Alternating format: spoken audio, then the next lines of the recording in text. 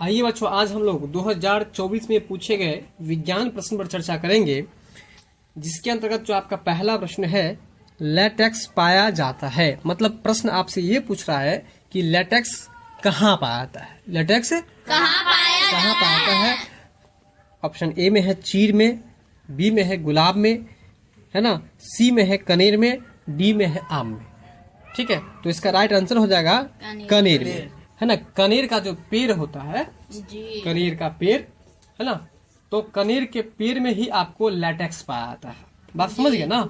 Latex कहाँ पर पाया जाता है? कनेर के पेड़ में। और कनेर का पेड़ आप लोग जानते हैं, अगर नहीं जानते हैं तो आइए हम आपको दिखाते हैं कनेर का पेड़ या कनेर का फूल किस तरह से। अगर आपको हम फूल ही दिखा देंगे तो पेड़ आप समझ जाएंगे, इसलिए आपको हम फूल ही दिखा रहे हैं। तो यही है आपका कनेर का फूल, जो कि आपको तीन तरह का मुख्य रूप से देखा जाता है। एक उजला कलर में होता है, एक आपको रेड और थोड़ा सा येलो कलर का भी होता है, उसमें मिक्स रहता है, और दूसरा जो है सिंगल येलो कलर का होता है, जो आपके सामने उपस्थित है। ठीक है, तो आप कनेर का फूल जो है समझ गए ना। और इसी कनेर में क्या पाया जाता है? तो लेटेक्स पाया जाता है। क्या पाया जाता है? लेटेक्स पाया जाता है। याद रखिएगा, आज के बाद भूलिएगा मत कि लेटेक्स कहाँ पाया जाता है? कनेर में। कहाँ पाया जाता है? कनेर में। इसके बाद जो आपका अगला प्रश्न है, एंड्रोजेंस क्या है? एंड्रोजेंस स्रावित होता है। मतलब कि एंड्रोजेंस जो है वह आपको किसके द्वारा निकलता है, ये आपसे पूछा जा रहा है। क्या पूछा जा रहा है? किसके द्वारा निकलता है? एंड्रोजेंस किसके द्वारा निकलता है? तो इसका राइट आंसर हो जाएगा आपको वृषण के द्वारा। किसके द्वारा? वृषण के द्वारा। एंड्रोजेंस किसके द्वारा निकलेगा? वृषण के द्वारा। वृषण के द्वारा। बात समझ में आ रहा है ना?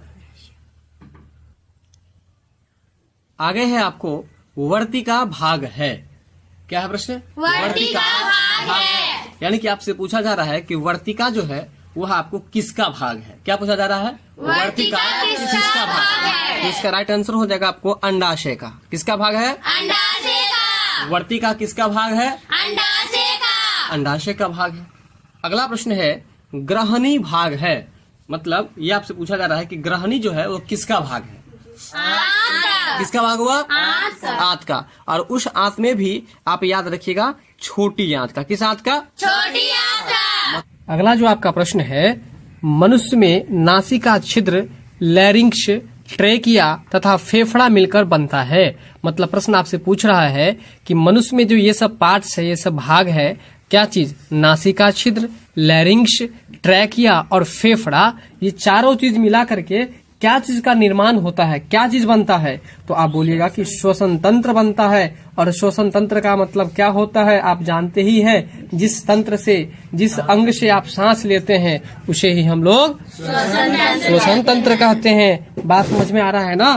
तो अगर आपसे पूछेगा कि श्वसन तंत्र का निर्माण किन किन चीजों से मिलकर होता है, तो आप बोलेगा नासिका छिद्र, लैरिंक्स, ट्रैकिया, फेफड़ा। इन चारों चीजों को मिलाकर आपको जो बनता है वो क्या चीज बनता है? श्वसन तंत्र बनता है। क्या बनता है? श्वसन तंत्र बनता है। इसके बाद जो अगला प्रश्न है, पादप में जाइलम उत्तरदायी है। पादप मतलब पौधा। तो पौधा में जाइलम का क्या काम है, ये आपसे पूछा जा रहा है। तो देखिए, जाइलम का काम है जल को पहुंचाना। यानी कि पादप में जाइलम उत्तरदायी है किसके लिए? जल संवहन के लिए। किसके लिए? जल संवहन के लिए। बिल्कुल। अगला प्रश्न है, जिबरेलिन है।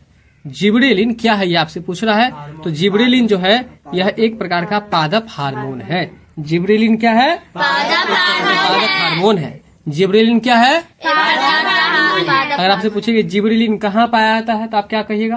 पौधा में। यानी कि जब ये पादप हार्मोन है तो पौधा में पाया जाएगा, इसलिए जिबरेलिन क्या है? तो पादप हार्मोन है। अगला प्रश्न है कि पत्तियों का मुरझाना, यदि पत्ती मुरझा गया तो किस पादप हार्मोन के कारण से ये मुरझा गया, ये आपसे पूछ रहा है। तो याद रखिएगा एब्सिसिक अम्ल, है ना। कौन सा अम्ल है? एब्सिसिक अम्ल है, उसके कारण से ही यह पत्ता जो है आपको मुरझा जाता है।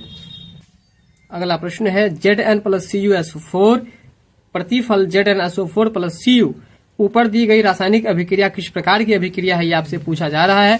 तो यह आपको विस्थापन अभिक्रिया है। यह कौन सी अभिक्रिया है? विस्थापन अभिक्रिया। जी। उसके बाद जो आपका अगला प्रश्न है, आधुनिक आवर्त सारणी में दाईं से बाईं ओर जाने पर परमाणु का आकार जो होता है उसमें क्या परिवर्तन होता है? ठीक है ना। तो याद रखिएगा, आधुनिक आवर्त सारणी में दाईं से बाईं ओर जाने पर परमाणु का आकार बढ़ जाता है। परमाणु का आकार क्या होता है? बढ़ जाता है। जब मैग्नीशियम फीता को जलाया जाता है, फीता क्या चीज का है? मैग्नीशियम। जब मैग्नीशियम फीता को जलाया जाता है तो उत्पन्न आग की जो लौ होती है वह लौ कैसी होती है, मतलब किस रंग की होती है, यह आपसे पूछा जा रहा है। ठीक है ना। फीता क्या चीज का है? मैग्नीशियम फीता है। और उसको जब जलाया जाता है तो उसके बाद जो आग निकलता है जिसको लौ कहा जाता है, वो लौ जो है किस रंग का होता है? तो याद रखिएगा, चमकीला उजला। किस कलर का होता है? अगला प्रश्न है, एथेन का आणविक सूत्र है ना C2H6 है। इसमें है, मतलब इसमें कौन सा बंधन है? तो याद रखिएगा 7 सहसंयोजक बंधन। लेकिन उससे पहले ये याद रखिए कि एथेन का आणविक सूत्र क्या होता है? C2H6। एथेन का आणविक सूत्र क्या होता है? एथेन का आणविक सूत्र C2H6 होता है। और इसमें बंधन जो होते हैं वो कैसे बंधन होते हैं? तो हाँ, 7 सहसंयोजक बंधन होते हैं। अगला प्रश्न है, शल्य चिकित्सा। और हम शल्य चिकित्सा के बारे में पीछे क्लास में बता दिए थे। शल्य चिकित्सा मतलब ऐसी चिकित्सा जिसमें तोड़ फोड़ करके इलाज किया जाता है, नहीं तोड़ फोड़ करके चीर फाड़ करके तब इलाज किया जाता है। जैसे किसी का हड्डी पैर का टूट गया, अब मान लीजिए उस हड्डी को ऑपरेशन करने में नहीं हो रहा है तो पहले जो अच्छा हड्डी होता है उसको भी क्या करता है? पहले तोड़ देता है, और तोड़ने का फिर उसको खांच में खांच मिला कर तो बैठा कर तब इलाज किया जाता है। तो उसी को कहा जाता है शल्य चिकित्सा। शल्य चिकित्सा का मतलब जो इलाज चीर फाड़ करके किया जाता है उसे हम लोग शल्य चिकित्सा कहते हैं। तो शल्य चिकित्सा में टूटी हड्डियों को जोड़ने के लिए प्रयुक्त होने वाला जो रासायनिक पदार्थ है उस पदार्थ का क्या नाम है? Plaster of Paris. यानी कि जब टूटी फूटी हड्डियों को जोड़ने के लिए जो प्लास्टर किया जाता है, वो जो प्लास्टर में आपको तो ये रहता है ना, बैंडेज पट्टी तो रहता है, लेकिन पट्टी में ऐसा कौन सा केमिकल, कौन सा पदार्थ रहता है जिसके कारण से वो एकदम टाइट हो जाता है? देखिएगा, जिस दिन उसको काटना हो ना तो वो कटते ही नहीं रहता है, काफी परेशानी होता है काटने में। तो कौन सा पदार्थ रहता है? Plaster of Paris. Plaster of Paris. ठीक है ना। बात यहाँ तक समझ में आया? चलिए, और एक प्रश्न और याद रखिएगा कि प्लास्टर ऑफ पेरिस का रासायनिक नाम क्या होता है ना? क्या होता है इसका रासायनिक नाम? तो आप बोलिएगा calcium sulphate hemihydrate. Calcium sulphate hemihydrate, ये प्लास्टर ऑफ पेरिस का रासायनिक नाम है। चलिए, अगला प्रश्न है, निम्नांकित में कौन सहसंयोजक यौगिक है?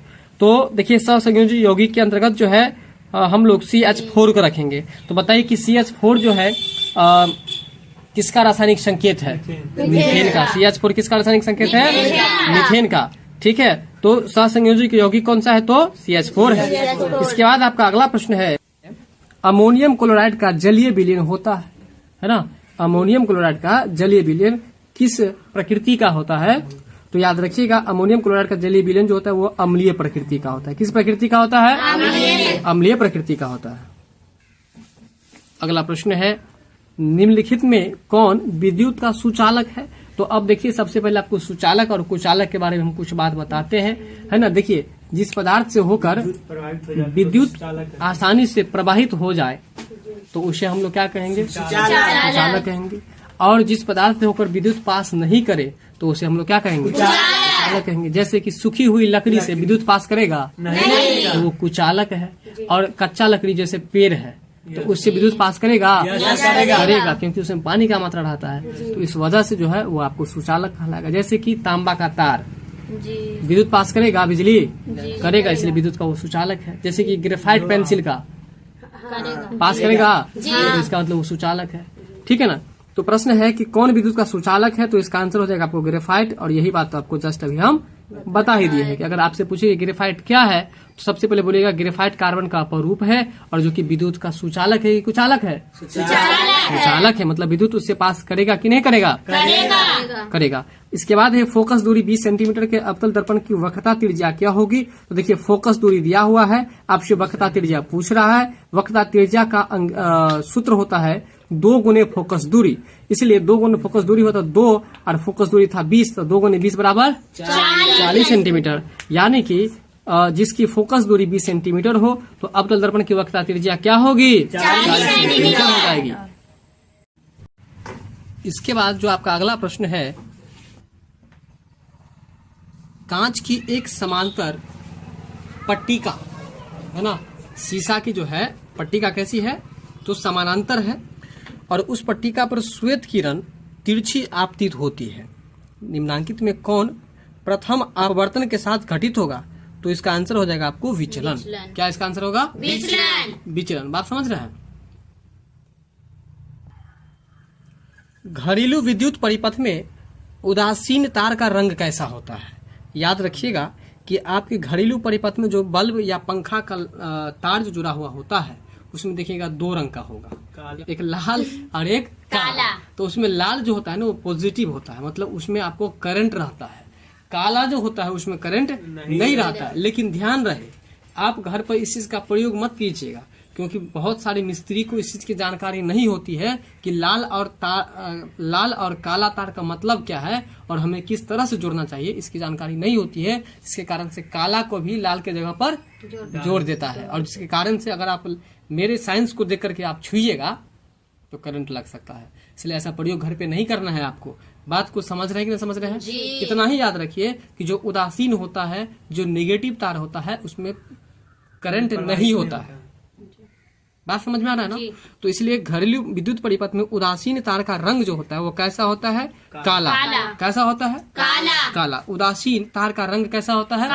काला होता है। इसके बाद जो अगला प्रश्न है, किस युक्ति में विभक्त वलय दिक् परिवर्तन का कार्य करता है? अब सबसे पहले समझिए, युक्ति का मतलब होता है मशीन, है ना? युक्ति मतलब मशीन। और इसके बाद है वलय। वलय का मतलब होता है रिंग। वलय का मतलब कभी मोटर देखिए, मोटर को खोल करके देखिए तो उसमें गोल गोल सा रहता है, तो वही इसलिए उसको वलय कहा गया। वलय का हिंदी होता है रिंग, जो आप हाथ में पहनते हैं अंगूठी, उसको भी रिंग बोला जाता है ना? तो दिक् परिवर्तक का कार्य करता है। दिक् मतलब होता है दिशा, परिवर्तक मतलब बदलने वाला। यानी कि किस युक्ति में विभक्त वलय विभक्त रहता है, मतलब बटा हुआ रहता है और दिक् परिवर्तक का काम करता है वो तो विद्युत मोटर में। किस युक्ति में? विद्युत मोटर में। अगला प्रश्न है कि सौर ऊर्जा को सीधे विद्युत में बदलने वाली युक्ति को क्या कहते हैं? सौर ऊर्जा, सूर्य से निकलने वाली ऊर्जा है। आप अपने गली में देखिएगा सोलर लाइट लगा हुआ रहता है और वो जो सोलर लाइट रहता है बहुत बड़ा प्लेट होता है और उस प्लेट से जो सूरज की रोशनी आती है ना, उसे जाता है बैटरी में और वो बैटरी बदल देता है किसमें? करंट में। तो कहने का मतलब सौर ऊर्जा का सीधे विद्युत में बदलने वाली जो युक्ति है उसको हम क्या कहते हैं? उसको कहते हैं सौर सेल कहते हैं। सौर सेल यानी कि सौर ऊर्जा को सीधे विद्युत में जो बदल देगा उस युक्ति को हम लोग क्या कहेंगे? सौर सेल कहेंगे। और सेल का मतलब क्या होता है? बैटरी होता है। सेल का मतलब क्या होता है? Very good. अगला प्रश्न है आपका, एक विद्युत बल्ब। अब विद्युत बल्ब देखे हैं आपके घर में जो बल्ब लगी रहती है वो विद्युत बल्ब है। एक विद्युत बल्ब के तंतु जानते हैं क्या होता है? तंतु है ना, तंतु जो आपको रहता है बल्ब में जो लगा हुआ रहता है। जैसे देखिए ये बल्ब है और ये बल्ब मान के चलिए ये बल्ब है ना, और इस देखिए थोड़ा हम गड़बड़ बना दिया, मान के चलिए स्प्रिंग के जैसे नहीं रहता यहाँ पर, तो जो स्प्रिंग रहता है ना उसी को तंतु बोला जाता है। बात समझ रहे हैं? तो कहने का मतलब ये है कि एक विद्युत बल्ब तंतु का प्रतिरोध 1200 ओम है। यह बल्ब 220 वोल्ट के विद्युत स्रोत से कितनी विद्युत धारा लेगा? तो यह आपको लेगा 0.18 एम्पियर। कितना लेगा? 0.18 एम्पियर। बात समझ रहे हैं? इसके बाद जो आपका अगला प्रश्न है, एक सेल का विद्युत वाहक बल 1.5 वोल्ट है, 1 कूलम आवेश गुजारने पर कार्य कितना होगा? तो इसका राइट आंसर हो जाएगा 1.5 जूल। क्या हो जाएगा? 1.5 जूल। बात समझ गए जी। अगला प्रश्न है कि इंद्रधनुष रंगीन क्यों होता है? इससे पहले आप समझिए कि इंद्रधनुष क्या होता है।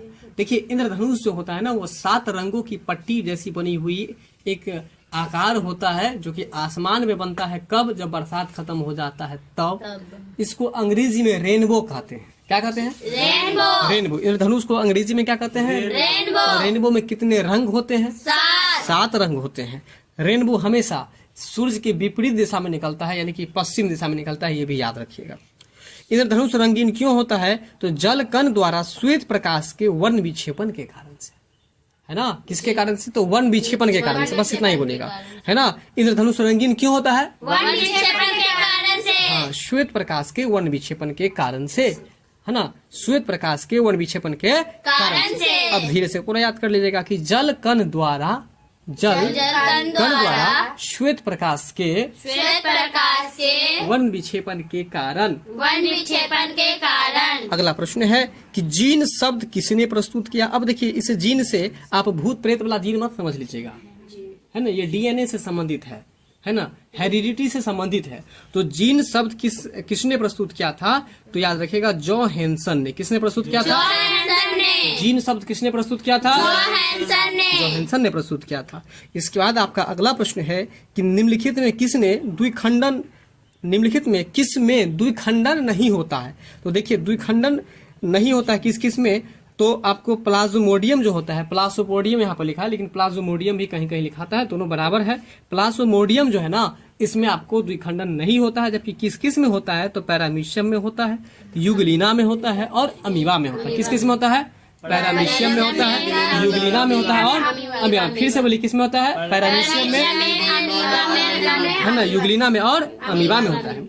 ठीक है, तो ये प्रश्न को ना अब भी लेकर के चलेगा, क्योंकि इस तरह के प्रश्न से आगे एक नया प्रश्न बन सकता है। अगला प्रश्न है, निम्नलिखित में किसमें द्विखंडन नहीं होता? तो ये आपको बता ही दिए, प्लाज्मोडियम में नहीं होता है, जबकि पैरामीशियम में होता है, युगलीना में होता है और अमीबा में होता है। ठीक है, अगला प्रश्न है, परागकण निम्न में से किसके अंदर बनते हैं? तो देखिए, परागकण जो बनते हैं वो पराग कोष में बनते हैं। परागकण कहाँ पर बनते हैं? परागकण कहाँ पर बनते हैं? पराग कोष में बनते हैं। अगला प्रश्न है, रुधिर चाप नियंत्रित होता है? देखिए, रुधिर चाप जो है नियंत्रित होता है, मतलब कहने बोले थे आपको कंट्रोल करना, नियंत्रण मतलब कंट्रोल करना। तो रुधिर चाप जो नियंत्रित होता है मतलब कंट्रोल होता है, वो किसके द्वारा होता है? एड्रीनल ग्रंथि के द्वारा। किसके द्वारा? एड्रीनल ग्रंथि के द्वारा। रुधिर चाप किसके द्वारा नियंत्रित होता है? रुधिर चाप किसके द्वारा नियंत्रित होता है? एड्रीनल ग्रंथि के द्वारा नियंत्रित होता है। अगला प्रश्न है कि कौन सी बीमारी श्वसन तंत्र से संबंधित है ना। तो निमोनिया एक ऐसी बीमारी है जो आपको श्वसन तंत्र से संबंधित है, और निमोनिया में जो है फेफड़ा प्रभावित होता है, ये भी याद रखिएगा। निमोनिया में क्या प्रभावित होता है? फेफड़ा खराब हो जाता है, ठीक है ना। तो कौन सी बीमारी जो श्वसन तंत्र से संबंधित है? निमोनिया में कौन सा अंग प्रभावित होता है? फेफड़ा। अब आपका अगला प्रश्न है, रक्त में शर्करा का स्तर नियंत्रित करता है। कहने का मतलब ये है कि खून में, आप सुनने होंगे, है ना, जब भी किसी को सुने होइएगा कि शुगर का बीमारी हो गया है, तो शुगर यानी कि चीनी का बीमारी जो बोलते हैं आप लोग, तो आप देखिएगा कि उसका जांच कैसे करता है? किस माध्यम से करता है? पैखाना के माध्यम से करता है? पेशाब के माध्यम से करता है? तो किस माध्यम से करता है? खून के माध्यम से। सही बात बताया, खून के द्वारा चेक करता है। तो खून के द्वारा चेक करता है, क्या चीज करता है? तो शर्करा का लेवल, यानी कि चीनी कितना बढ़ा है और कितना नहीं बढ़ा है, उसके बारे में जानकारी लेता है ब्लड के माध्यम से। तो वही बात कर रहे हैं कि रक्त में शर्करा का स्तर नियंत्रित करता है, मतलब खून में जो चीनी बढ़ जाता है, बढ़ाने और घटाने का जो काम है वो किस हार्मोन का काम है? तो याद रखिएगा, इंसुलिन हार्मोन का काम है। किस हार्मोन का काम है? इंसुलिन हार्मोन का काम है। और जानते हैं, जब किसी को बढ़ जाता है चीनी, बात समझ रहे हैं, तो बढ़ने के बाद उसको फिर कंट्रोल करने के लिए इंसुलिन का इंजेक्शन जो है ना आपको डाला जाता है। बात समझ गए? क्यों डाला जाता है? क्योंकि वो इंसुलिन हार्मोन जब शरीर में डालेगा, बात समझ में आ रहा है, इसका वो खून में जो शक्कर की मात्रा बढ़ जाती है उसको वो क्या करता है? नियंत्रित करता है या कम करता है। बात समझ में आ रहा ना? बात समझ गए कि नहीं समझ गए? तो याद रखिएगा कि रक्त में शर्करा का स्तर नियंत्रित कौन करता है? तो इंसुलिन, मतलब खून में जो शक्कर का स्तर बढ़ जाता है तो उसको कौन करता है? इंसुलिन। अभी आपकी मम्मी को है ना चीनी का बीमारी, तो अगर ज्यादा जो हो जाएगा, बहुत ज्यादा हो जाएगा, तो फिर आपकी मम्मी को ना देखिएगा कि कहीं पर जो है सो पेट में लगता है, खासतौर पर वो पेट वाली जगह पर लगता है, वहाँ पर इंजेक्शन डालना पड़ेगा। क्या चीज का? इंसुलिन। बात समझ में आ रहा है ना? क्या चीज का इंजेक्शन डालना पड़ेगा? इंसुलिन का। यानी कि रक्त में शर्करा का स्तर नियंत्रित करने का काम कौन करता है? इंसुलिन। बात समझ गए?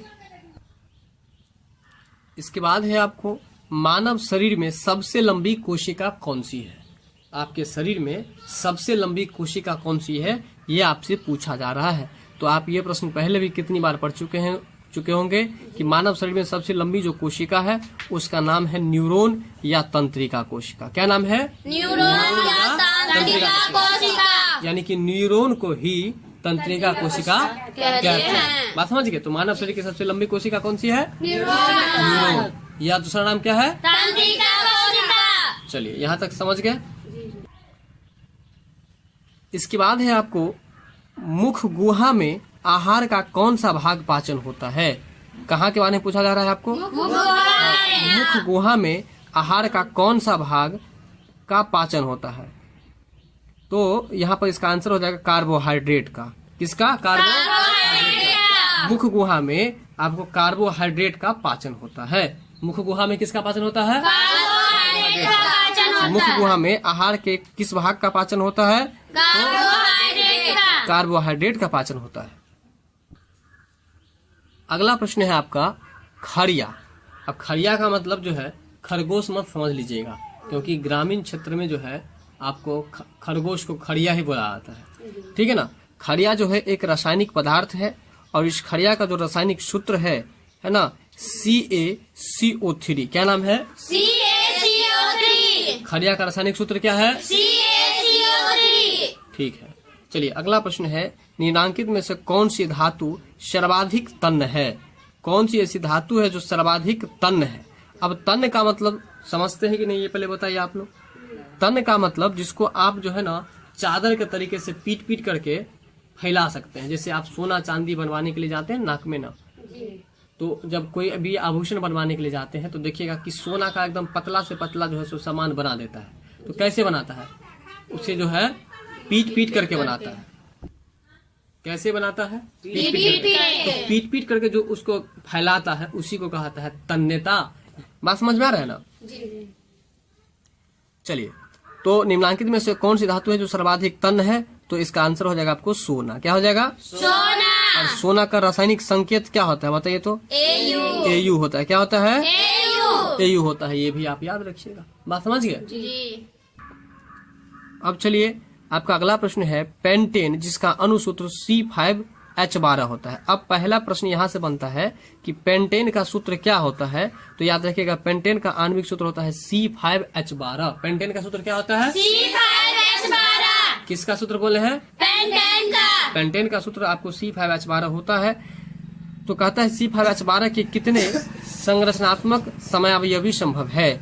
तो इसका आंसर हो जाएगा आपको 3। पेंटेन का कितना संरचनात्मक समयावयवी संभव है? 3। ठीक है।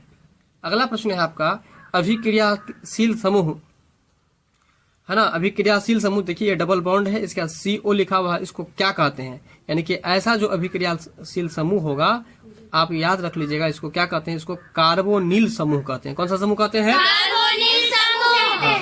कार्बोनिल समूह इसको हम कहते हैं।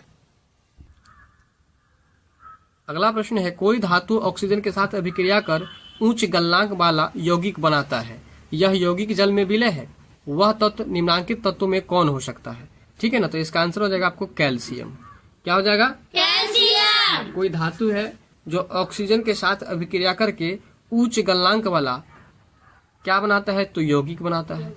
यह यौगिक जो है आपको जल में विलय है। यह जो यौगिक है वो क्या है? जल में विलय है। जल में विलय है। बात समझ गए? तो यह तत्व जो है करा कि कौन सा तत्व है। तो बताइए इसका नाम है आपको कैल्शियम। और कैल्शियम का जो रासायनिक संकेत होता है क्या होता है बताइए? Ca होता है। क्या होता है? Ca। क्या होता है? Ca। चलिए अगला प्रश्न है आपका मालाचाइट। क्या है प्रश्न? मालाचाइट। मालाचाइट किस धातु का अयस्क है? ठीक है। तो मालाचाइट जो है आपको यह Cu का अयस्क है। मालाचाइट किस धातु का अयस्क है? Cu का। और Cu को हम लोग क्या कहते हैं बताइए? कॉपर कहते हैं। कॉपर क्या कहते हैं? कॉपर। और कॉपर को हिंदी में क्या कहते हैं बताइए? तांबा कहते हैं। क्या कहते हैं? तांबा। अगर आपसे कोई पूछे कि कॉपर का रासायनिक संकेत क्या होगा तो कहिएगा Cu। तांबा का क्या होगा? तांबा का भी Cu ही होगा। बस समझ गए? तांबा का भी क्या होगा? Cu ही होगा। फिर आगे है कि लोहे पर जिंक परत लेपित करने की क्रिया को क्या कहते हैं? अगर कोई लोहा है आप उस पर जो है जिंक की परत चढ़ा दीजिए। किसकी परत चढ़ा दीजिए? जिंक की परत। हाँ, तो जिंक की परत चढ़ाने के बाद जो है इस क्रिया को हम लोग क्या कहेंगे, तो गैल्वेनीकरण कहेंगे। जिंक की परत जो हम चढ़ाएंगे, जैसे कि हम आपको बताते हैं, कभी आप लोग बेसन का ये मतलब बम बनाते हुए देखे होइएगा, तो बम का पहले मसाला आलू को क्या करता है, पहले गोल गोल बना लेता है, और जब छानता है तो वो क्या करता है, ऊपर से किसका परत चढ़ाता है, बेसन का। ठीक उसी तरह से लोहे पर जिंक की परत लेपित जो क्या आता है, तो उस क्रिया को हम लोग क्या कहते हैं, तो उसको गैल्वेनीकरण कहते हैं। अब बात समझ में आया कि नहीं बताइए। जी। चलिए, अब ये भी याद रखिएगा कि गैल्वेनीकरण को ही हिंदी में जस्तीकरण भी कहते हैं। क्या कहते हैं, जस्तीकरण। क्या कहते हैं, जस्तीकरण। हाँ, तो आप ये भी याद रखिएगा, क्योंकि जिंक की परत चढ़ाया जाता है और जिंक का ही दूसरा नाम क्या है, जस्ता है। बात समझ रहे कि नहीं समझ रहे? जी। चलिए, सिरका में कौन सा अम्ल पाया जाता है, ठीक है, तो याद रखिएगा सिरका में एसिटिक अम्ल पाया जाता है। क्या पाया जाता है, एसिटिक अम्ल। सिरका में क्या पाया जाता है, एसिटिक अम्ल। अगला प्रश्न है, वायु में वायु का निरपेक्ष अपवर्तनांक वास्तव में होता है, यानी कि वायु का निरपेक्ष अपवर्तनांक, वायु का कौन सा अपवर्तनांक पूछ रहा है, निरपेक्ष अपवर्तनांक। हाँ, निरपेक्ष अपवर्तनांक पूछ रहा है आपसे कि कितना होता है, तो याद रखिएगा 1 से अधिक होता है। वायु का निरपेक्ष अपवर्तनांक कितना होता है, 1 से अधिक। वायु का निरपेक्ष अपवर्तनांक कितना होता है। 1 से अधिक। अगला प्रश्न है, आंख नाक गला, कितनी चीज की बात हो रही है, आँख नाक गला। याद रखिएगा, आंख नाक गला के चिकित्सा द्वारा उपयोग में लाए जाने वाले जो दर्पण है वो कौन सा दर्पण है, तो अवतल दर्पण है। बात समझ रहे हैं, मतलब क्या हुआ समझ लीजिए। जैसे आप आंख का इलाज कराने के लिए जाएंगे ना, या नाक का या कान का, तो आप देखिएगा कि डॉक्टर जो है ना आपको एक क्या कहते हैं, एक मशीन से चेक करेंगे आपके आंख कान या नाक को।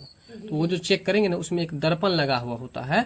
बात समझ में आ रहा है जी। तो वो जो चेक करेंगे उसमें कौन सा दर्पण लगा हुआ रहता है, अवतल दर्पण। उसमें अवतल दर्पण लगा हुआ रहता है। आंख कान गला के चिकित्सक, चिकित्सक का मतलब क्या होता है, डॉक्टर होता है। उसके द्वारा उपयोग में लाया जाने वाला जो दर्पण होता है उसका नाम रहता है आपको अवतल दर्पण। ठीक है, यहाँ तक बात क्लियर हो गया। जी। वेल्डिंग में किस गैस का प्रयोग किया जाता है ना, वेल्डिंग में जो है आपको एथाइन गैस का प्रयोग किया जाता है। वेल्डिंग में किस गैस का प्रयोग किया जाता है, एथाइन गैस का। वेल्डिंग में किस गैस का प्रयोग किया जाता है, एथाइन गैस एथाइन का। गैस का।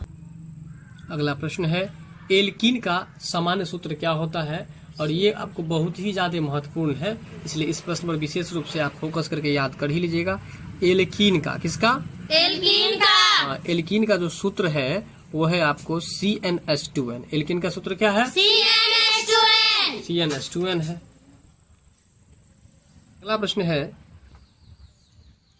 कौन सा स्वच्छ ऊर्जा का स्रोत है, कौन सा स्वच्छ ऊर्जा का स्रोत है, तो ये जो है ना आपको ये प्राकृतिक गैस हो जाएगा। मतलब समझिए, लिखा है ना कि ऊर्जा का स्रोत तो आपको कोयला भी है, लकड़ी भी है, और प्राकृतिक गैस भी है। मतलब लकड़ी कोयला से ऊर्जा निकलता है कि निकलता है, जी। लेकिन कह रहा है कि यहाँ पर स्वच्छ ऊर्जा का स्रोत, स्वच्छ मतलब साफ, साफ, जिसमें गंदगी नाम की चीज नहीं हो।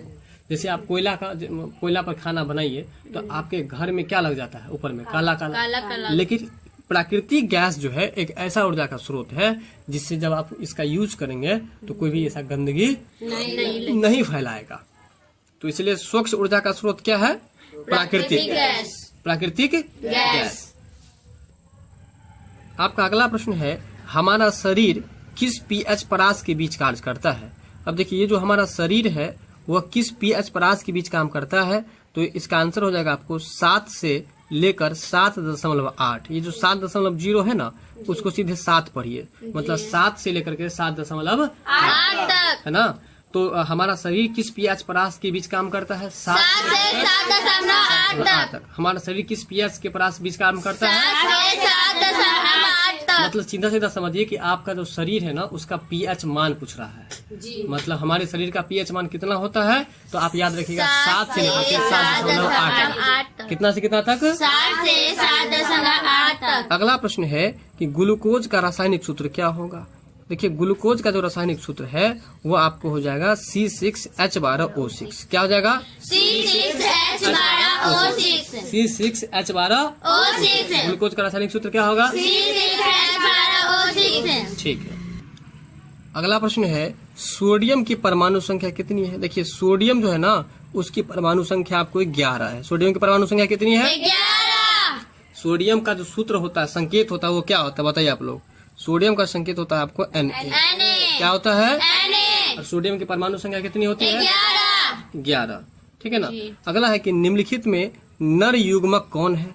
देखिए नर युग्मक, नर का मतलब क्या होता है? मेल होता है, मतलब पुरुष होता है। तो नर युग्मक जो है वो आपको शुक्राणु है। क्या है? शुक्राणु। और ये आपको VVI प्रश्न है, इसको परीक्षा में विशेष रूप से देकर के जाना है कि नर युग्मक कौन है, तो शुक्राणु है। अब मादा युग्मक यदि पूछ दे, क्या बोले? अंडाणु। बात समझ में आ रहा है ना। जब मादा युग्मक पूछेगा तो क्या बोलेगा? अंडाणु। अंडाणु। और नर युग्मक पूछेगा तो शुक्राणु। देखिए नर युग्मक है तो शुक्राणु, और जब मादा युग्मक पूछेगा तो अंडाणु। बात क्लियर? जी। अगला प्रश्न है परजीवी पौधा का एक उदाहरण है। देखिए परजीवी पौधा का जो उदाहरण है वो है आपको अमरबेल। परजीवी पौधा का उदाहरण क्या है? अमरबेल। अमरबेल है। परजीवी पौधा का उदाहरण है आपको अमरबेल। अब इसका मतलब समझ लीजिए। परजीवी का मतलब क्या होता है? जैसे कि जो जीव दूसरे जीवों पर आश्रित होकर के अपना भोजन जो है ना ग्रहण करते हैं, है ना, फलते हैं, फूलते हैं, तो उसको ही परजीवी कहते हैं। जैसे एक गांव घर में देखिएगा एक लत्ती आता है जो कहीं किसी भी पेड़ पर जो है सो आप रख दीजिए, वो आपको पूरा फैल जाता है। उसी का नाम है अमरबेल। बात समझ गए? जी। अगला प्रश्न है कि द्विखंडन पाया जाता है। अब बताइए द्विखंडन जो पाया जाता है, अभी इससे पहले एक प्रश्न पढ़ाए थे, जी। द्विखंडन पाया था, उसमें आप क्या देखे थे कि द्विखंडन जो है वो किस किस जीव में पाया जाता है? अमीबा में पाया जाता है, पैरामीशियम में पाया जाता है और यूग्लिना में पाया जाता है। बात समझ गए? जी। और यहाँ पर कह द्विखंडन पाया था किस में? तो यहाँ पर आ गया आपको जीवाणु में। अग्नाशय में कौन सा हार्मोन निकलता है? तो इंसुलिन। अगला प्रश्न है कौन रक्त का थक्का जमने के लिए उत्तरदायी है? तो रक्त बिंबाणु। क्या नाम है? रक्त बिंबाणु। रक्त बिंबाणु यदि नहीं होगा तो अगर देखिएगा किसी व्यक्ति को क्या होता है कि जब कट खुट जाता है ना तो खून जल्दी से बंद ही नहीं होता है। इसका मतलब है कि उसमें जो है आपको किस चीज की कमी है? तो रक्त बिंबाणु की कमी। किसकी कमी है? रक्त बिंबाणु की कमी है। तो रक्त को थक्का जमने के लिए उत्तरदायी है कौन सा पदार्थ है? रक्त बिंबाणु। बात समझ गए ना? चलिए आपका अगला प्रश्न है सजीव जीवधारियों के द्वारा किस प्रकार की नाइट्रोजनी पदार्थ का उत्सर्जन होता है? सजीव जीवधारियों के द्वारा किस प्रकार के नाइट्रोजनी पदार्थ का उत्सर्जन होता है? तो इसका आंसर हो जाएगा इनमें से सभी, यानी कि यूरिया का, है ना, अमोनिया का और यूरिक अम्ल का। पूछेगा कि मानव के पेशाब में कौन सा अम्ल पाया जाता है? तो क्या बोलेगा? यूरिक अम्ल। कौन सा अम्ल पाया जाता है? यूरिक अम्ल। अब जो आपका अगला प्रश्न है किशोरावस्था में होने वाले शारीरिक परिवर्तन का कारण है। मतलब आपसे प्रश्न ये पूछा जा रहा है कि किशोरावस्था में जो शारीरिक ढांचा में बदलाव आता है, जैसे लड़कियों के स्तन में उभार आ जाता है, लड़कों के चेहरा पर दाढ़ी मूछ आ जाता है कि नहीं? तो ये शारीरिक संरचना में, शारीरिक ढांचा में बदलाव आया कि नहीं आया? जी। तो इस तरह के जो बात देखे जाते हैं वो किस कारण से है ना? तो इसका दो कारण है। एक जो है आपको टेस्टोस्टेरोन है और दूसरा कारण है एस्ट्रोजन है। दूसरा कारण क्या है? एस्ट्रोजन। एस्ट्रोजन है। पहला कारण क्या था? टेस्टोस्टेरोन। और दूसरा कारण क्या है? तो एस्ट्रोजन। एस्ट्रोजन, यानी कि इसका आंसर ए और सी दोनों हो जाएगा। अगला है कि शरीर का संतुलन बनाए रखता है। मतलब शरीर को जो है ना बैलेंसिंग करके रखता है। बात समझ में आ रहा है कि नहीं? शरीर को संतुलन बनाए रखने में आपको किसका कार्य, किसकी भूमिका है? तो देखिए सेरिबेलम का। किसका? सेरिबेलम का। सेरिबेलम का। शरीर को संतुलन बनाए रखने में किसका काम है? सेरिबेलम का। सेरिबेलम का, है ना। शरीर को संतुलन बनाए रखने में किसका काम है? सेरिबेलम का। सेरिबेलम का काम है। आपका अगला प्रश्न है मैग्नीशियम की परमाणु संख्या 12 है। मैग्नीशियम की परमाणु संख्या कितनी है? 12। तो इसकी संयोजकता आपसे पूछा जा रहा है कि क्या होगा। देखिए मैग्नीशियम की परमाणु संख्या यदि 12 है तो इसकी संयोजकता 2 हो जाएगी। क्या हो जाएगी? 2। मैग्नीशियम की परमाणु संख्या यदि 12 है तो इसकी संयोजकता कितनी हो जाएगी? 2 हो जाएगी। निम्नांकित में से किस धातु का भी स्थापन उसके लवण के विलयन से लोहा द्वारा होता है? कहता है कि ऐसा कौन सा धातु है जिसका विस्थापन उसके लवण के विलयन से, लवण के विलयन से लोहा द्वारा होता है। तो इसका आंसर हो जाएगा तांबा। और तांबा को अंग्रेजी में क्या कहते हैं? कॉपर। कॉपर। क्या कहते हैं? कॉपर। कॉपर। अगला प्रश्न है एथिल अल्कोहल का व्यापारिक उत्पादन किस रासायनिक क्रिया द्वारा होता है? किसका? Ethyl alcohol. किसका? एथिल अल्कोहल का व्यापारिक उत्पादन। एथिल अल्कोहल का व्यापारिक उत्पादन किस रासायनिक क्रिया के द्वारा होता है? तो किण्वन के द्वारा। किसके द्वारा? किण्वन के द्वारा। एथिल अल्कोहल का व्यापारिक उत्पादन किस रासायनिक क्रिया द्वारा होता है? किण्वन के द्वारा। किण्वन के द्वारा होता है। ठीक है, तो ऐसे ऐसे प्रश्न जो है ये सब याद रखने की चीज है। कुछ प्रश्न ऐसे आएंगे जो आपको रट करके ही आपको याद करना पड़ेगा। ठीक है ना, तो वही प्रश्न ऐसा प्रश्न जो है उसी ग्रुप में आता है। अगला है कली चूना का रासायनिक सूत्र क्या होगा? कली चूना का रासायनिक सूत्र जो होता है वो CaO। क्या होता है? CaO। कली चूना का रासायनिक सूत्र क्या होता है? CaO। जैसे हम पढ़ रहे हैं ना उसी तरह से आप लोग पढ़ेंगे तो याद रह सकता है बहुत लंबे समय तक। बात समझ में आ रहा है ना? तो कली चूना का रासायनिक सूत्र क्या हो गया? CaO हो गया।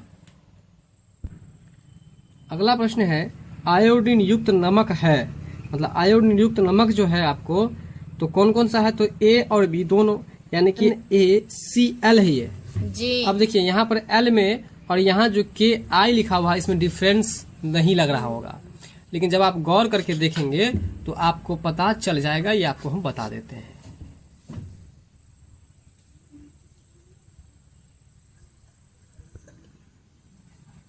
अब आप ये देख लीजिए यहाँ पर जो ये L है एक के तरीके से मुड़ा हुआ है, जी। नीचे की इधर की ओर मुड़ा हुआ है। जी। लेकिन यहाँ I देख लीजिए, I का जो सिंबल होता है ऊपर से इस तरह का लाइनिंग रहता है, नीचे से लाइनिंग रहता है कि नहीं है? जी।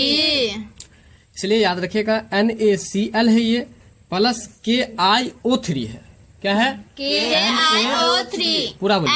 NaCl plus KiO3। और यहाँ जो है NaCl plus plus Ki। KI। बात क्लियर हुआ कि नहीं क्लियर हुआ? जी। यानी कि L जो होता है अंग्रेजी में छोटा वाला वो एक के जैसे थोड़ा सा मुड़ा हुआ रहता है, जी। जो आप देख रहे हैं यहाँ पर। और I में ऊपर नीचे रहता है ना ऐसे करके लगा हुआ, तो वो आपको लगा हुआ है। तो आयोडीन नमक कौन कौन है इसमें? NaCl प्लस KiO3 और इसके बाद NaCl प्लस KI। बात समझ में आ गया? बात क्लियर हो गया? अगला प्रश्न है प्लास्टर ऑफ पेरिस। बताइए प्लास्टर ऑफ पेरिस के बारे में आपको बार बार समझा रहे थे ना हम। जी। बताइए कि प्लास्टर ऑफ पेरिस का प्रयोग कहाँ किया जाता है? टूटी टूटी हुई हड्डियों को जोड़ने में, यानी कि शल्य चिकित्सा में। नहीं? तो प्लास्टर ऑफ पेरिस का रासायनिक नाम क्या है? तो इसका रासायनिक नाम हो जाएगा कैल्शियम सल्फेट हेमीहाइड्रेट। बोलिए क्या होगा? Calcium sulphate hemihydrate. तो ये आपको प्लास्टर ऑफ पेरिस का रासायनिक नाम है। बात समझ गए? चलिए अगला प्रश्न है कैथोड किरण से संबंधित। किससे संबंधित है? कैथोड किरण से संबंधित। कैथोड किरणों में क्या उपस्थित रहते हैं?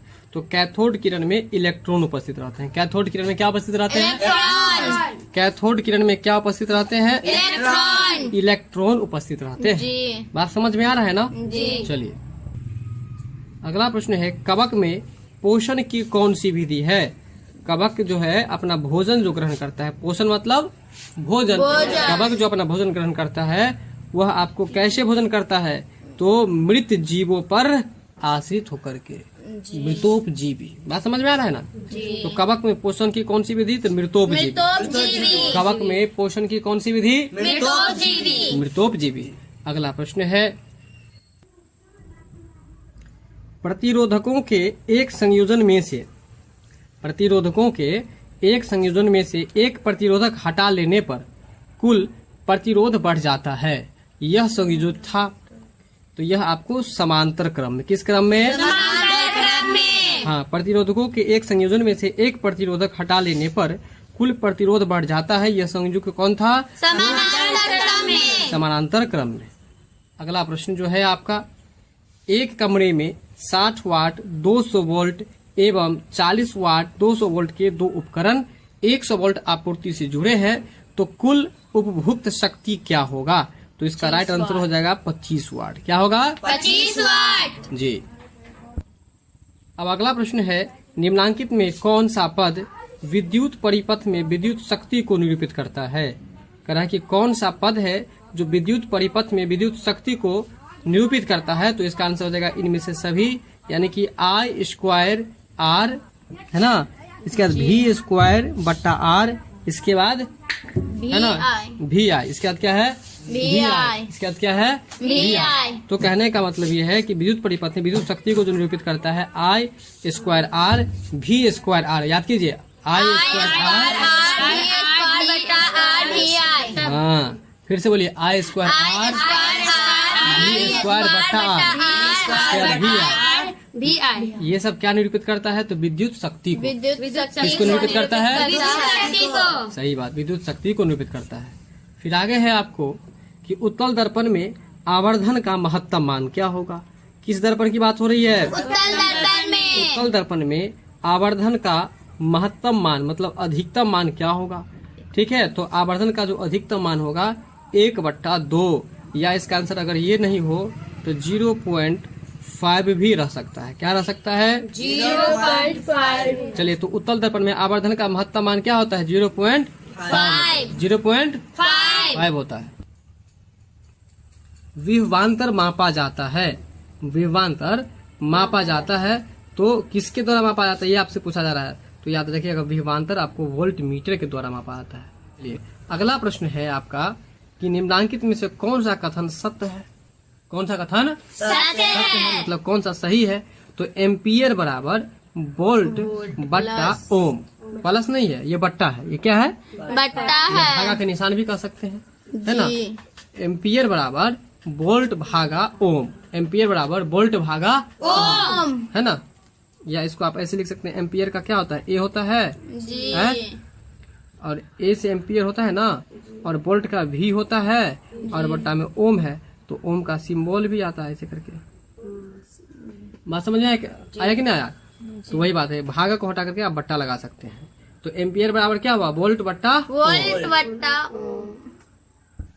इसके बाद है निम्नलिखित पदार्थों में चालक है। देखिए यहाँ जो अवरक है, अवरक से करंट पास नहीं करेगा। करता। कांच मतलब शीशा, बताइए शीशा में करंट लगता है, नहीं लगेगा। चीनी मिट्टी का जो बर्तन होता है जैसे कप तप जो आता है, उसमें करंट लगेगा, नहीं लगेगा। लेकिन एल्युमिनियम का तार आता है, ये आपको पता है कि नहीं पता है, अगर नहीं पता है तो ऐसे गौर कीजिएगा, तार जो होता है ना, उसको जो उजला वाला होगा, तार को छिलिएगा जब उसमें से उजला उजला निकलेगा, समझ लीजिए वो क्या चीज का बना हुआ है, एल्यूमिनियम का। और जब पीला पीला निकलेगा तो क्या चीज का बना हुआ है, तांबा का। क्या चीज का बना हुआ है, तांबा का। जब पीला पीला होगा तो क्या चीज का बना हुआ रहेगा, तांबा का।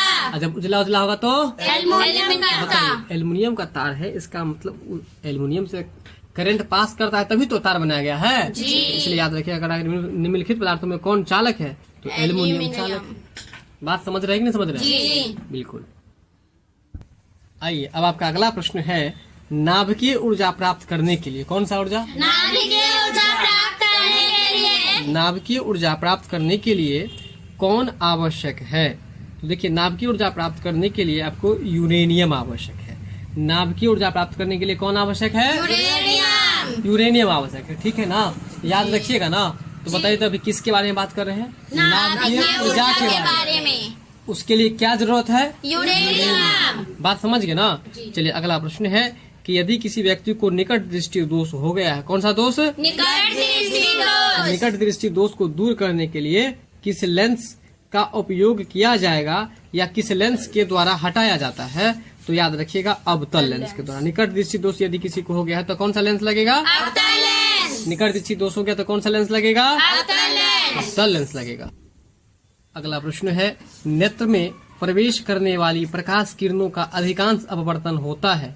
अब देखिए, नेत्र का मतलब क्या होता है, पहले ये बताइए आप लोग।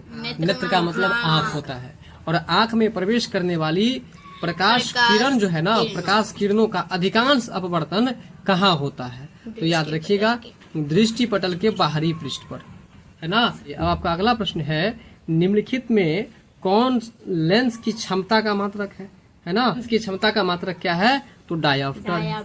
क्या है, डायोप्टर। डायोप्टर लेंस की क्षमता का ऐसा मात्रक। बात समझ गए।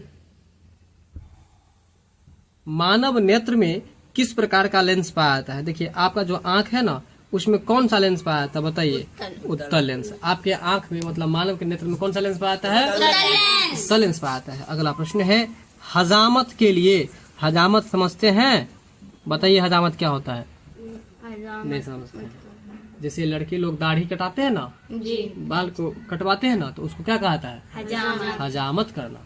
तो हजामत के लिए किस दर्पण का प्रयोग क्या आता है बताइए? तो अब्दल दर्पण। अब्दल दर्पण, क्योंकि अब्दल दर्पण का काम है कि छोटी छोटी वस्तु को बड़ा करके दिखाएगा। बात समझ में आ रहा है? तो इसलिए याद रखिएगा कि हजामत के लिए किस दर्पण का प्रयोग क्या आता है? अब्दल दर्पण। अब्दल दर्पण का प्रयोग क्या आता है? आगे है, किसी वस्तु का अवतल दर्पण द्वारा बना प्रतिबिंब आभासी, सीधा और वस्तु से बड़ा पाया गया तो वह वस्तु की स्थिति कहाँ होनी चाहिए, है ना? तो दर्पण के ध्रुव और मुख्य फोकस के बीच में। कहाँ पर होनी चाहिए? दर्पण के ध्रुव और फोकस के बीच। मुख्य फोकस के बीच में होना चाहिए। अगला प्रश्न है, प्रकाश की किरण को मोड़ने की क्षमता, प्रकाश की किरण को मोड़ने की क्षमता को क्या कहते हैं? तो उसे हम लेंस की क्षमता कहते हैं। प्रकाश की किरण को मोड़ने की क्षमता को क्या कहते हैं? लेंस क्षमता कहते हैं। लेंस की क्षमता कहते हैं।